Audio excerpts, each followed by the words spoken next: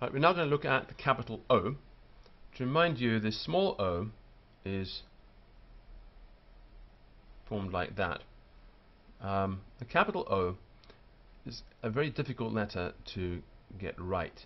It's not a circle like that.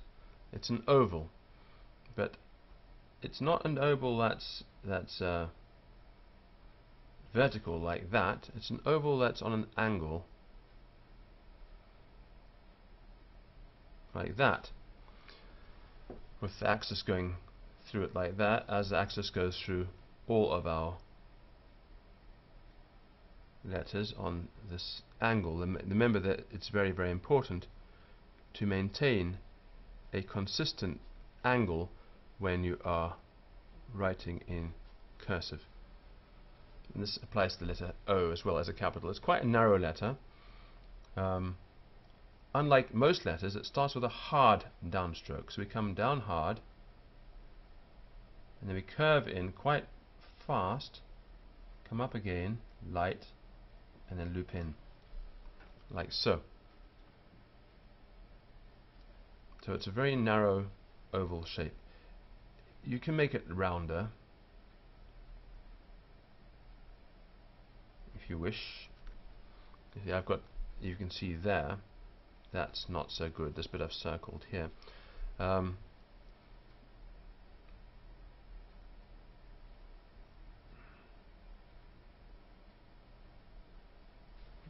Like so. My O's tend to be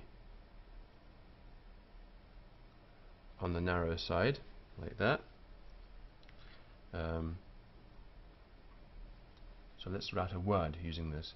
So dark down, light up, curve in, O, L, D. Now of course I'm writing much larger here than I usually would. If you're writing normal size,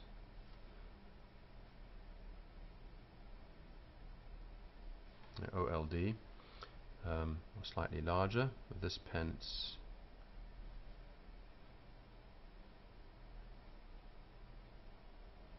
now when you're writing, there are various choices you have to make. One of the choices you have to make is how close your letters are going to be to each other. Are you going to write like that, which is rather cramped, and with cursive makes it quite hard to read, especially remember that modern people aren't used to this script, so it's better to spread the letters out if you want legibility nowadays, and increase the length of the connecting strokes so that you separate the letters out from each other slightly. That's much more legible to a modern eye.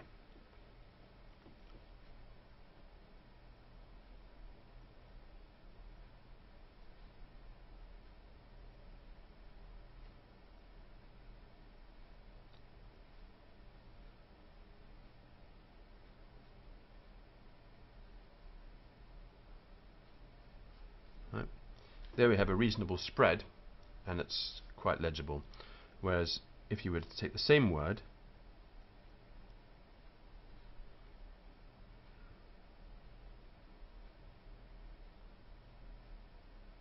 and bring the letters in quite close to each other,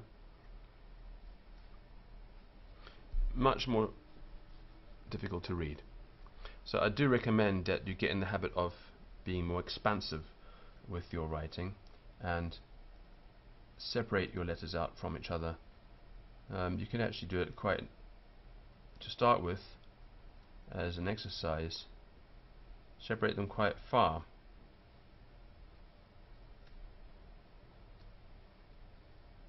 Like this.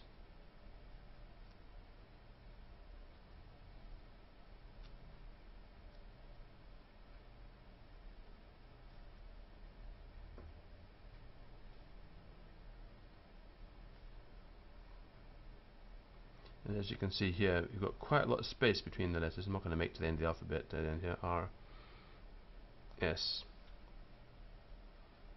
T, U, V, W, X, Y, and Z. Right.